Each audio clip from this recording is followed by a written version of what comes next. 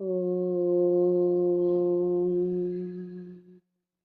പരബ്രഹ്മസ്വരൂപനായ ഭഗവാൻ ശ്രീനാരായണ ഗുരുദേവ പാദകമലങ്ങളിൽ ശതകോടി പ്രണാമം. സജ്ജനങ്ങളായ പ്രിയാത്മ സഹോദരരെ, ഇന്ന് നമ്മൾ ആത്മോപദേശ ശതകം 40-ാം മന്ത്രമാണ് മനനത്തിനായി എടുത്തിരിക്കുന്നത്. മന്ത്രം ഇപ്രകാരമാകുന്നു.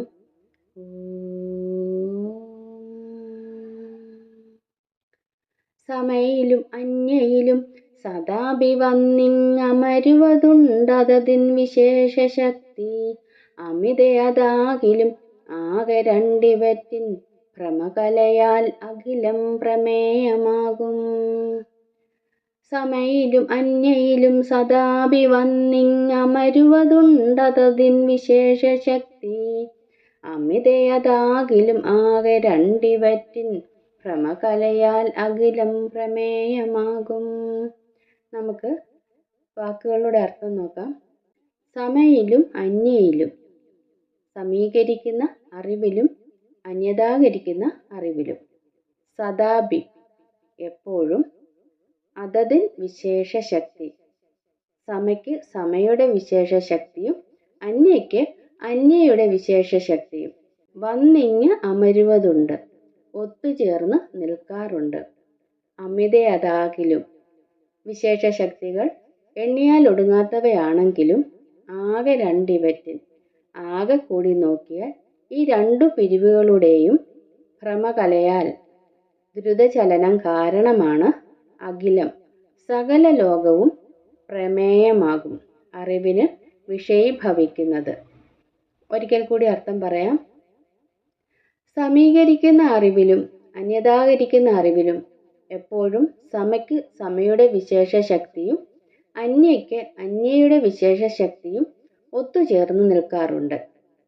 വിശേഷശക്തികൾ എണ്ണിയാൽ ഒടുങ്ങാത്തവയാണെങ്കിലും ആകെ കൂടി നോക്കിയാൽ ഈ രണ്ടു പിരിവുകളുടെയും ദ്രുതചലനം കാരണമാണ് സകല ലോകവും അറിവിന് വിഷയീഭവിക്കുന്നത്. നമുക്ക് ഈ വരികളുടെ ആന്തരികമായ അർത്ഥതലത്തിലേക്കൊന്ന് കടക്കാം. ഒരു വസ്തുവിനെ കുറിച്ച് സാമാന്യമായും വിശേഷമായും നമുക്കറിയാൻ കഴിയും. സാമാന്യ ജ്ഞാനത്തിൽ ഒരു ഏകദേശ ധാരണയെ നമുക്ക് കിട്ടുകയുള്ളൂ. അതേസമയം വിശേഷ ജ്ഞാനത്തിൽ വസ്തുവിനെ സംബന്ധിച്ച കൃത്യമായ അറിവ് നമുക്ക് ലഭിക്കും.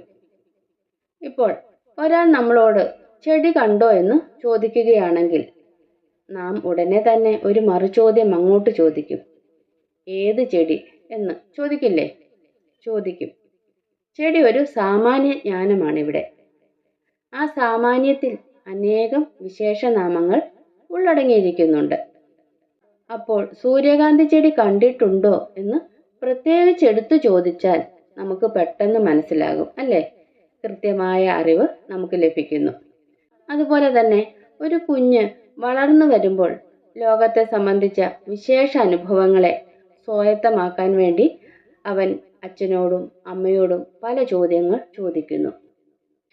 ഇവിടെ സമ എന്ന അറിവിലും അന്യ എന്ന അറിവിലും ഇങ്ങനെ സാമാന്യമെന്നും വിശേഷമെന്നും ഉള്ള രണ്ടു പിരിവുകളെ പറ്റി നമ്മൾ കഴിഞ്ഞ ശ്ലോകത്തിൽ പറഞ്ഞിരുന്നു. ഈ വിശേഷ ശക്തികൾ എപ്പോഴും സാമാന്യത്തോട് ചേർന്ന് വർത്തിക്കാറുണ്ട്. എണ്ണിയാൽ ഒടുങ്ങാത്ത തരത്തിലുള്ള വിശേഷങ്ങളാണ് ഓരോ വസ്തുജ്ഞാനത്തിലും ഇരിക്കുന്നത്. ഒരു പൂവിനെ തന്നെ എടുത്ത് പരിശോധിച്ചു നോക്കുമ്പോൾ 1000 ചോദ്യങ്ങളാണ് ആ പൂവിനെ സംബന്ധിച്ച് നമുക്കറിയാൻ ആഗ്രഹം ഉണ്ടാവുക. ആ പൂവിൻ്റെ നിറമെന്ത്, മണമെങ്ങനെ, ആകൃതി, ജാതി, എത്ര കാലം ആ പൂ ജീവിക്കും, അതെങ്ങനെയാണ് പരാഗണം നടത്തുന്നത്, ഇങ്ങനെ തുടങ്ങുന്ന ചോദ്യങ്ങൾ എണ്ണിയാൽ ഒടുങ്ങാത്തതാണ്. സാമാന്യത്തിനും വിശേഷത്തിനും ഇടയിൽ അറിവ് ഏറി മാറി തിരിയുന്നുണ്ട്. പക്ഷെ നാം അത് അറിയുന്നില്ലെന്ന് മാത്രം. ഒരു വണ്ട് ചിറകടിക്കുന്നതിനേക്കാൾ ദ്രുതഗതിയിലാണ് അറിവിൻ്റെ ഈ പ്രക്രിയ നടക്കുന്നത്. അറിവിൽ നടക്കുന്ന ഈ ഭാനവൃത്തി മുഖാന്തരമാണ് ലോകത്തിലുള്ളതെല്ലാം നമുക്ക് ഗ്രാഹ്യമായി തീരുന്നത്. ഇതിനെക്കുറിച്ച് കുറച്ചുകൂടി വ്യക്തമായിട്ട് നമുക്ക് വരുന്ന 2 ശ്ലോകങ്ങളിൽ മനസ്സിലാക്കാൻ സാധിക്കും. സജ്ജനങ്ങളായ പ്രിയാത്മ സഹോദരരെ, 40-ാം മന്ത്രത്തിൻ്റെ ലഘുവായ വ്യാഖ്യാനമാണ് നമ്മളിവിടെ നടത്തിയത്. അടുത്ത മന്ത്രവുമായി നമുക്ക് വീണ്ടും കണ്ടുമുട്ടാം. ഗുരുവോം ശ്രീനാരായണ ധർമ്മം വിജയിക്കട്ടെ. ഓം.